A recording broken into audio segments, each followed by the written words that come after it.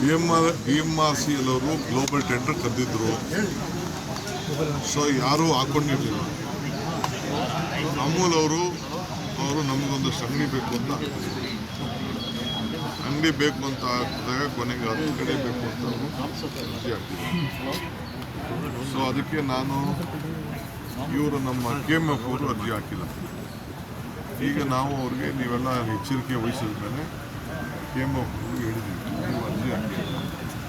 ಇನ್ನು 8-10 ಕಡೆ ಐಡೆಂಟಿಫೈ ಮಾಡಿದ್ದೀವಿ.